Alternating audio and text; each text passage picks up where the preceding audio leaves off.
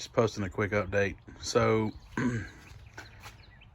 a buddy of mine that I'm going fishing with in the Gulf of Mexico this weekend is wanting to go out offshore, and I've never been offshore to this point. And so I did something, which I already had these Yak Gear Outriggers, and I didn't have the Railblaza star mounts on the Hobie anywhere. So what I did is I went on online and I purchased these. I think I actually got these off of eBay if I'm not mistaken, but these are authentic Hobie parts. There's the HRail to the starport by Railblaza. They were $24 a piece, I believe.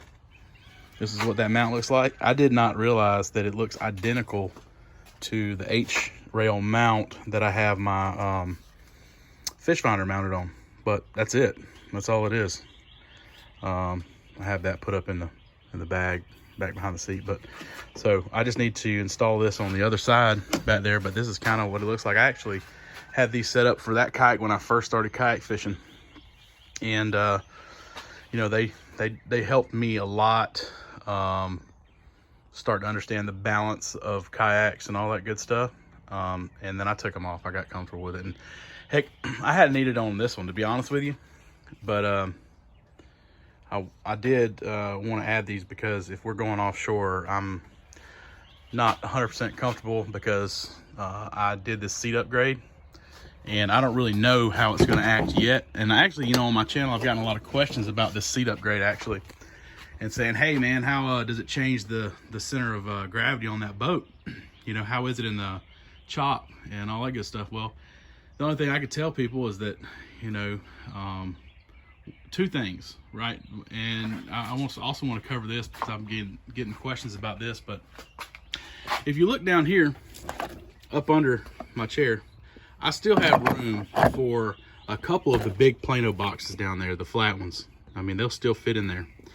And what I tell people is that if you get out there and the water gets a little too sporty for you, all you need to do, undo your seat here, your little cam buckle straps. And they also, if you wanted to do this, they make a one of these pole mounts. What do they call them? Paddle clips. They make them with something that goes over the top. So if you were to have the ones with the paddle clips with the bridge on the top, all you need to do is undo these two cam buckle straps and flip this seat up out of the way. And as you see here, I got this bungee here. So basically you just bring the seat down,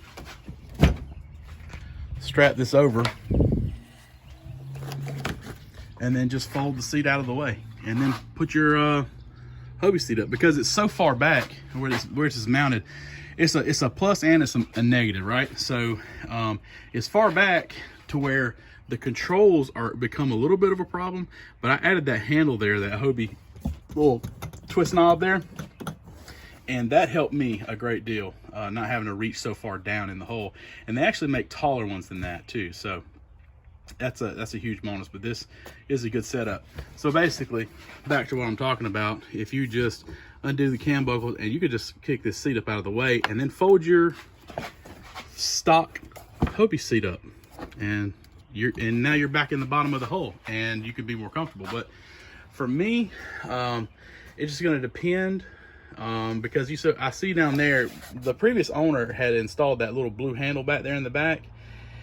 Basically, I'll probably tie the seat off to that when I go down this weekend on the back side, just so that if I need to get in here in the bottom, I will fold this thing up and out of the way, and I ain't gonna worry about my seat going away. But I'm probably just gonna use these Outriggers, and I should be fine, to be honest with you.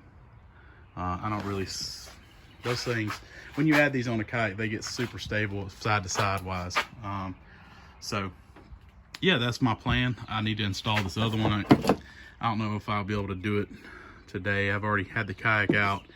I switched the sides for my fish finder wires, and the reason I did that is because my fish rulers over here didn't really think that through too good when I put that in originally. So anyway, my fish finder will be on the other side now.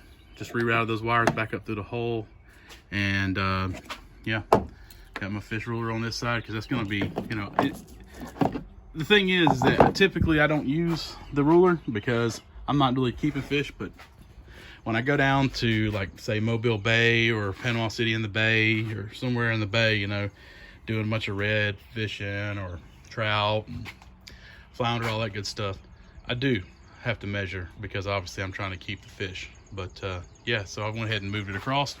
This is my first summer with this boat, so I will keep you guys posted and let you know how it goes. But yeah, I'm super excited. We're leaving tomorrow night, and I'll be down there. And I did get a hold of a GoPro. It's not something that I have yet. I probably should. I used to have a Hero 7, ended up selling it, but I'm going to do some recording, and hopefully the recording is going to be worthwhile because, you know, it ain't going to be any good if I don't catch any fish. But I'm optimistic that we will tear them up. So anyway, stay tuned.